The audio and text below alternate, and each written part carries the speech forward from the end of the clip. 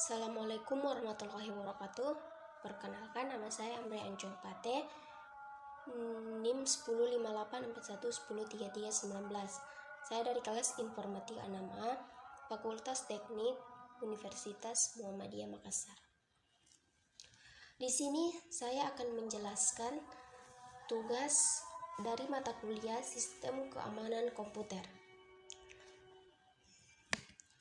Baiklah, selanjutnya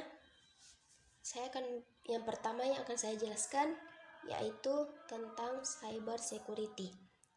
Cyber security adalah suatu aktivitas perlindungan digital terhadap sistem komputer dari beragam serangan ataupun akses ilegal yang mampu mengganggu keamanan data dan informasi di suatu jaringan. Selanjutnya adalah penerapan cyber security. Penerapan yang pertama adalah network security. Salah satu cara kerja cyber security adalah melakukan peningkatan keamanan jaringan atau disebut juga sebagai network security. Dalam hal ini, ketika tingkat risiko ancaman kebocoran data semakin tinggi, maka sistem keamanan jaringan perlu dibuat lebih ketat lagi. Dapat dikatakan, network security berkaitan dengan perlindungan terhadap jaringan internal, di mana sistem ini juga akan sekaligus mengelola saluran lalu lintas jaringan tersebut secara efektif dan efisien dari sebelumnya. Contoh dari penerapan cyber security untuk network security yaitu misalkan penggunaan antivirus, firewall, atau two-factor authentication atau authentication. Selanjutnya yang kedua itu adalah cloud security. Jenis lainnya dari cyber security adalah memberikan perlindungan terhadap data yang berada dalam cloud. Ini juga dikenal dengan sebutan cloud security. Jika menggunakan cloud storage, semua media untuk menyimpan data, maka provider layanan cloud tersebut tentu wajib memenuhi syarat dan prosedur keamanan. Risiko ancaman dari cloud security ialah seperti pembajakan trafik layanan, penyalahgunaan hingga pencurian data dan informasi, sehingga bila suatu provider cloud memiliki kredibilitas rendah, maka bisa dikatakan pula tingkat keamanannya buruk. Contoh dari penerapan cloud security ini adalah misalnya penggunaan VPN, 2FA, penggunaan enkripsi data, atau firewall. Selanjutnya yang ketiga itu adalah application security. Cara kerja cyber security lainnya ialah memberikan keamanan terhadap aplikasi. Mengingat suatu aplikasi dapat diakses dengan banyak cara, maka hal tersebut memungkinkan tingkat cyber crime menjadi lebih besar, sehingga penting untuk diterapkan application security. Dalam penerapannya tersebut, application security biasanya menggunakan sistem autentifikasi seperti username dan password, atau bahkan two-factor authentication yang meminta 2 tahap konfirmasi. Tujuan utama keamanan ini ialah agar akses hanya dapat dilakukan oleh pengguna resmi saja. Selanjutnya ada 3 dimensi cyber security. Yang pertama itu mencakup prinsip cyber security yang mana sering dikenal oleh para ahli cyber security dengan prinsip SIA. Yang mana prinsip itu adalah confidentiality, integrity, dan availability. Selanjutnya yang kedua yaitu mengidentifikasikan tiga status informasi dan data. Yang ketiga yaitu mengidentifikasi keahlian yang perlu untuk melindungi cyberspace. Selanjutnya di sini saya akan menjelaskan tentang tanggung jawab cyber security di suatu perusahaan. Yang pertama itu melindungi perusahaan, yang kedua melindungi informasi pribadi, yang ketiga menjaga situs web perusahaan agar tidak down, yang keempat mencegah spyware. Spyware di sini adalah bentuk dari infeksi cyber yang dirancang untuk memata-matai aktivitas komputer dan menyampaikan informasi ke penjahat cyber. Selanjutnya yang kelima adalah mencegah adware. Adware adalah bentuk virus komputer yang memenuhi komputer dengan iklan. Selanjutnya saya akan menjelaskan model ISO dan ISMS. Penjelasan dari model ISO adalah kependekan dari The International Organization for Standardization. ISO bertanggung jawab untuk mengembangkan standar untuk berbagai industri yang mempromosikan kualitas, keamanan, dan efisiensi. Selanjutnya ISMS atau Information Security Management System atau Sistem Manajemen Keamanan Informasi adalah kebijakan dan prosedur untuk mengelola data sensitif organisasi secara sistematis. Tujuan dari ISMS ini adalah untuk meminimalkan risiko dan memastikan kelangsungan bisnis dengan cara proaktif membatasi dampak pelanggaran keamanan. Selanjutnya, profesional keamanan menggunakan kontrol untuk mengidentifikasi teknologi, perangkat, dan prosedur untuk melindungi organisasi atau perusahaan. Keamanan informasi menjadi penting diterapkan agar informasi yang beredar di perusahaan dapat dikelola dengan benar sehingga perusahaan dapat mengambil keputusan berdasarkan informasi yang ada dengan benar pula dalam rangka memberikan layanan yang baik kepada pelanggan. Profesional keamanan menggunakan kontrol.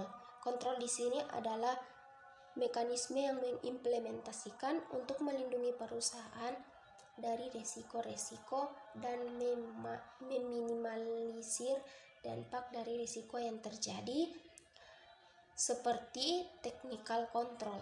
Technical control adalah teknis yang dibangun di dalam sistem oleh sistem pengembang sementara proses pengembangan berjalan.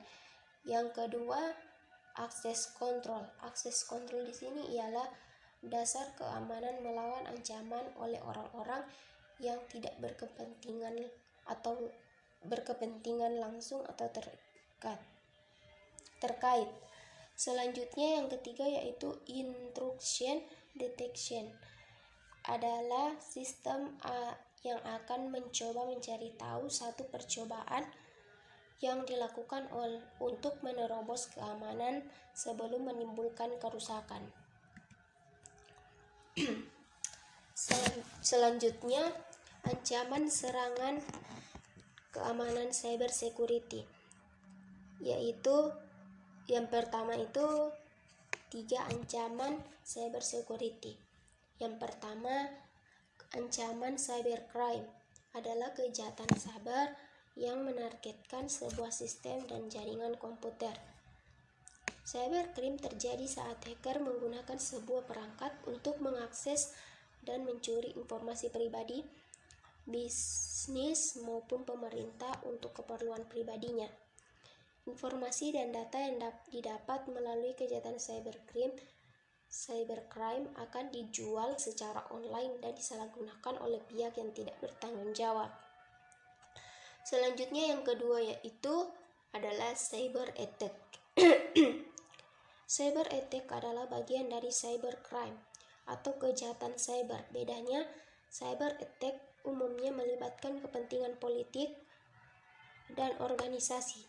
Kejahatan cyber attack dilakukan untuk mengumpulkan informasi rahasia sebuah organisasi mendapatkan dan mencuri data sensitif sehingga mengambil alih sistem. Selanjutnya yang ketiga adalah cyberterorisme. Cyberterorisme sama seperti dengan cyber attack. Kejahatan cyberteroris menargetkan organisasi politik melalui teror seperti ancaman, provokasi, dan intimidasi online. Dilakukan untuk menimbulkan kepanikan dan ketakutan skala besar agar hacker bisa mendapatkan apa yang mereka inginkan. Bentuk kejahatan cyber terorisme pun. Selanjutnya, ancaman yang ketiga adalah cyber teroris. Hampir sama seperti cyber attack. Kejahatan cyber teroris menargetkan organisasi politik melalui teror seperti ancaman, provokasi, dan intimidasi online. Dilakukan untuk menimbulkan kepanikan dan ketakutan skala besar agar hacker bisa mendapatkan apa yang mereka inginkan. Bentuk kejahatan cyber terorisme pun beragam, mulai dari pencurian data, pengambilan alih sistem, serangan malware, penghapusan data, dan lain sebagainya. Yang kedua itu ada 5 metode ancaman cyber security. Yang pertama itu metode malware atau malicious software, perangkat lunak yang sangat berbahaya. Malware adalah sebuah program yang didesain secara khusus oleh para hacker untuk mengeksploitasi dan merusak perangkat, server, maupun jaringan. Yang kedua adalah metode ransomware. Ransomware adalah salah satu tipe serangan malware yang paling berbahaya. Perangkat lunak satu ini mempunyai kemampuan merusak dan mengunci data. Ransomware juga bisa melumpuhkan perangkat secara keseluruhan, sehingga sama sekali tidak bisa mengakses dan menggunakan device tersebut. Selanjutnya yang ketiga ada metode phishing. Phishing adalah jenis cybercrime yang memanfaatkan email, telepon maupun pesan teks untuk mengelabui korban agar memberikan data sensitif seperti detail kartu dan mengirimkan pesan berisi URL atau website yang didesain sedemikian rupa sehingga terlihat resmi dan profesional. Selanjutnya yang keempat, metode brute force. Brute force attack adalah upaya hacker untuk mengakses sebuah sistem dan jaringan secara paksa melalui tebakan username dan password. Dalam melancarkan serangannya, pelaku menggunakan metode trial and error dengan mencoba ribuan kombinasi kata sandi agar bisa melewati proses autentikasi sistem. Selanjutnya yang kelima adalah spoofing. Spoofing adalah tindakan hacker yang berpura-pura menjadi orang yang Anda kenal untuk melakukan berbagai tindakan kriminal. Selanjutnya, teknik mengamankan suatu data rahasia. Yang pertama itu mengenkripsi data. Enkripsi data diartikan sebagai suatu proses untuk mengubah pesan atau informasi sehingga tidak dapat dilihat tanpa menggunakan kunci pembuka rahasia. Yang kedua, teknik teknografi. Teknik teknografi ini berasal dari bahasa Yunani, yaitu steganos yang berarti menyembunyikan dan skriptos yang artinya tulisan, sehingga secara keseluruhan itu artinya adalah tulisan yang disembunyikan secara keseluruhan. Arti tulisan yang disembunyikan secara umum.